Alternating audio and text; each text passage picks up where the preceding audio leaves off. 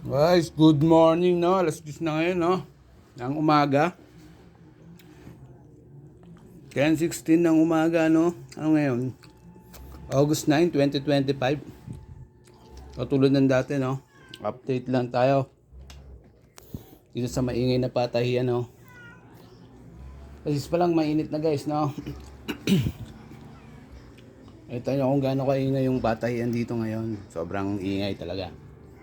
Nanonood ako, lalakasan ko na lang yan. Pero ito, sinasara ko to eh. Bintana na lang binubuksan ko dahil sobrang ingay talaga ng patahian. Ingay talaga sila sobra. Kagabi hindi tayo nakapag-update, no? Kasi ang lakas ng patugtog nung kapitbahay namin, no? Pag nag-update ka parang baliwala kasi alas 8 na nagpapatugtog pa, no? Alam ko kung bakit sila nagpapatugtog, baka irritable na rin sa ingay or may iba pang purpose sa ingay ng makina, no? Parang kasi ako sa umaga ganun ginagawa ko eh. Pagka bago ako bumiyahe, napatugtog ako.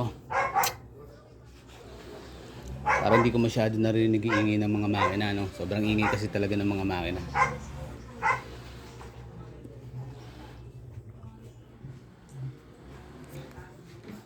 Sila nagpapatugtog kagabi kaya hindi na ako nakapag-update, no? Ko alam kung dahil ba sa ingay ng makina kaya sila nagpapatugtog o may iba pang purpose sila.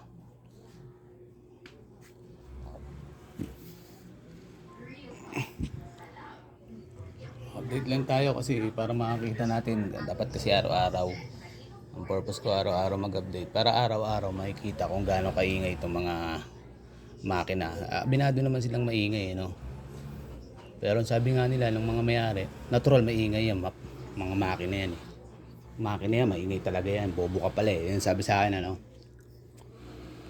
Pag pumunta ka dun sa taas, punta ka dito sa dulo. Try nga dulo ah. Nakabukas kasi mainit eh.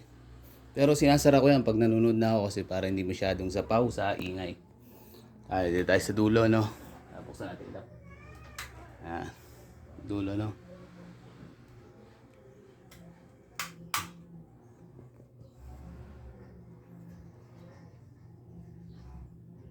Hanggang dito rinig na rinig yung ingay niyan. Lalo na pag nakabukas. Kahit nga mag-CR ka eh, tumae ka eh, rinig mo ingay eh. Pero sabi nga nila, maingay talaga yan, bobo ka pala eh, makina yan eh. Sabi sa akin ng lalaki, no? Ganun din yung sabi ng babae, no? Yung reklamo ko dyan, ingay ng makina. Tapos yung paninigarilyo nila dyan sa daanan. Hindi ka ba biyahe? Hindi. Bakit? Tatamad ako eh. Ako gagawin mo yung ano? Bukas na. Motor niya ano? Bukas na.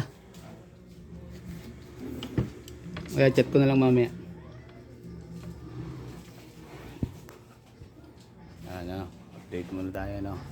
Ayan. Yung paninigarilyo dyan sa daan, ano? Ayan, isa sa mga reklamo ko dyan. Kasi napakawalang ya talaga nung mag-asawa na yan eh. Para sa akin, biruin mo, ingay araw-araw ng makina, tapos yung sigarilyuhan pa yung daanan dyan sa tapat. Dyan sila dati nag-garilyo sa tapat. Ngayon doon sa tindahan, daanan pa rin. Tindahan, marami may mga bumibili. Pero sabi nga ng mga lupon taga-Pamayapa, okay lang daw yung ganun. Huwag na lang daw itapon sa ano, kung saan yung upos. Sabi ng mga lupon taga-Pamayapa eh. Sa August 25 pa kami ulit maghaharap. Holiday pa yun, hindi ko alam. Matutuloy yan.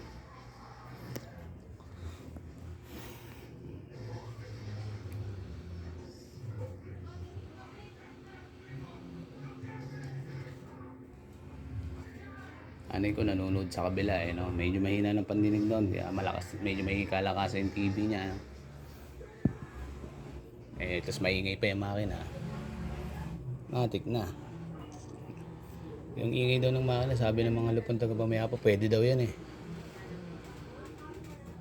Kasi may batas daw na pinapayagan yung ganyan. Wala tayong magagawa kundi talagang ano, sa korte na siguro talaga tayo hingi ng tulong para mapatigil natin yung araw-araw na perwisyo ng mag-asawa na yan. Ayun, paninigarilyo dyan sa daanan. Kailangan kasi may masampulan dito sa lugar namin dahil yung mga karamihan ng tao dito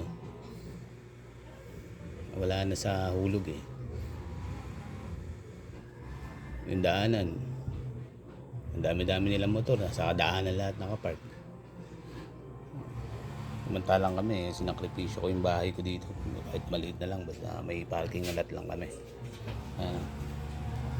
Parking lot namin, no. Kung sinagad ko pa yung pinakabahay ko doon, talagang araw-araw, sobrang napaka-perwisyo ng buhay namin mag-asawa.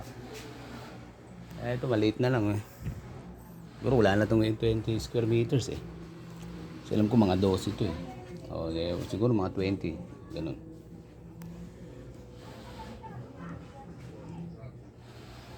Hindi na lang, update natin ngayong umaga. Ngayon, August 9, 2025. Tapos, 21 ng umaga, no? Load na tayo ulit.